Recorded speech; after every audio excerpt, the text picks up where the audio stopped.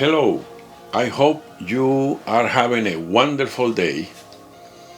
My name is Mario Armas, and today I like to talk about experience that I have a few days ago with this gentleman. He was talking to a group of people about the devil, and he was telling us, everybody, how bad is Lucifer and how terrible is the devil, and Satan here and devil there. And when he stopped, I asked him how he knows that the devil, Satan, Lucifer, whatever he want to call it, is that evil, that bad. At the beginning, he could not answer the question. He went around and around, and then when I questioned him again, he says, well, that's what he learned from the Bible. That's what he learned from preachers and priests and all these religious people. And I say, have you stopped for a minute to think that maybe that's not the truth? And I explained him my personal experience. I told him I respect his beliefs and I respect anybody's beliefs. But in my personal life, I try to investigate. I try to test things to see if they work, test things to see if they are what people tell me to be. I don't have to believe in something only because my father used to believe in that. I have my own brain. I can make my own conclusions. I don't have to believe what people have been telling me for 1,000 years. I can make my own mind about things. And he kept going and talking about the human race is in such a bad shape right now, and how horrible is doing the earth. And I told him that I don't believe that. I told him that I believe that we humans has never done as good as we are doing now. We have the incredible technology. We have great medicine to keep people healthy and living longer. We have the easiest time to gain knowledge. I believe that we are living in a wonderful, extraordinary time. And he kept talking about negative things and all this and that. Then finally, I told him that if he let me, I can use the book he's using, the Bible, to prove him that I can make anybody be evil if I want. I say, I can make even the God that you believe on to be evil, using your Bible. He said, I don't believe that. I said, well, let's do it. And then I grabbed the Bible and I told him, let's pick a story. And I told him to go to Exodus chapter 3, verse 8. But before we read some of this, I want to clarify that I personally don't believe in the God or the devil that the Bible talk about it. I believe in two groups that I explained in the videos before, two groups that split because they disagree what to do with the humans. And I believe they are super advanced, I believe they use technology to create us, and they are extraterrestrials, very powerful. And I believe you can choose which group you want to belong to. I choose to be with the group that like humans. That is something that I want to say. But if we go back to Exodus chapter 3 in the Bible, if we go to the verse 8, God is talking to Moses to go to Pharaoh and tell Pharaoh to let the Israelites get out of Egypt. Because in those days the Israelites was slaves in Egypt. And then Moses argued with God and tell him that he cannot do it and this and that, and God finally convinced him to do it. And listen to this.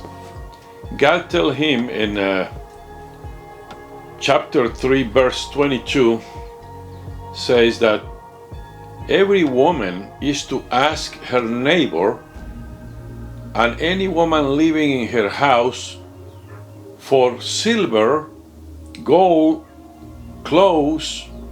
He told Moses to tell the Israelites to ask for gold and silver and clothes and things from the Egyptians. But the interesting thing is here, it says, and so you will plunder the Egyptians. Well, plunder is stealing. Then God practically tell Moses to tell the Israelites to steal from the Egyptians. And then God tell Moses to go and tell Pharaoh to let his people go. And Moses, like I say earlier, didn't want to do it. But then finally God convinced Moses, and Moses say, okay. But before Moses make it to Pharaoh, God went there and hardened the heart of Pharaoh. Wait a minute. Here is God telling Moses to go and tell Pharaoh to let the Israelites get out. Then when Moses left to go do it, God goes and hardens the heart of Pharaoh. In that way, Pharaoh says no.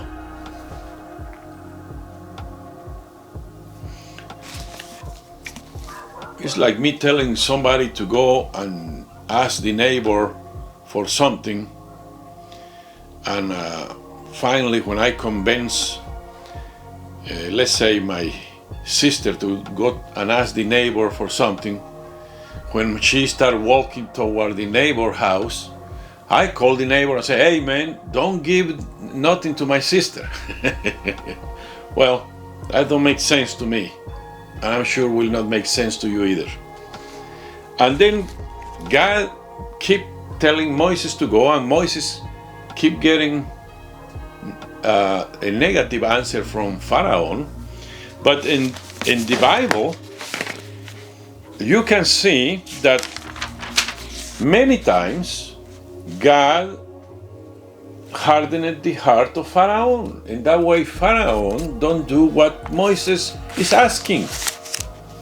You can read this in Exodus 4:21, Exodus 7:3, Exodus 14, verse 8 and 17. God is constant going and putting in the brain of Pharaoh to say no to Moses. And Moses keep coming back to God and telling him he don't want to do it. Well, every time that Moses come back to God and says he don't want to do it, God sent this horrendous plague to Pharaoh and the Egyptians. And to convince Pharaoh to let these Israelites go. And then there go Moses again to tell Pharaoh to let people go. But God go and hardened Pharaoh's heart and brain. And one side, God is telling Pharaoh, Moses, one thing, and in another one, he's going and making it harder. And through all this process, people got hurt, animals get killed, and the worst part is at the end. The end, God goes and kills every firstborn from humans and animals because Pharaoh do not let the Israelites go. Two things. First of all, Pharaoh is not letting these people go because God is stopping him from making the decision. And second, why God didn't kill Pharaoh in this case and not all these innocent kids and innocent animals? Well, people say that God did all this to prove that he was God and powerful. I had to tell you something. If he's a God like that, I don't want to have nothing to do with it. If somebody need to prove that he's powerful through the suffering of other people, I don't have respect for that. If this God need to do all this to prove that he's powerful, is he suffering of insecurities? Because a real powerful person don't need to do nothing to prove that he's powerful. A real wealthy person don't need to go around trying to prove that he is rich. Then if a real God has all the power to do something, he will not go to these extremes. Then all this to me is very evil. Manipulating humans, making them say no, then sending horrible plagues to them, sending another human to go tell him, Pharaoh, to do something, and going before them and hardening Pharaoh's heart, and that way he don't do it. And all this seems to me like an evil game. Seems to me that God is doing something very evil. And I have not found in the Bible anything even similar to this that Lucifer or the devil has ever done. Then also a lot of blood involved, killing animals and put the blood in the doors. And that way when these angels come to kill the newborns, they don't kill anybody that is in a house that is blood outside. And blood sacrifices. And of course they claim that the devil asked for blood sacrifices. When I read all over the Bible since the beginning to the end, that God is the one that required all these blood sacrifices. And at the end, he ends sacrificing his own son, supposedly. In my experience talking with the spirits, they told me that this story in the Bible is not completely a fact, that is a lot of lies and exaggerations on it. But they told me about one thing. He says that when the Egyptians, after the Egyptians let the Israelites go,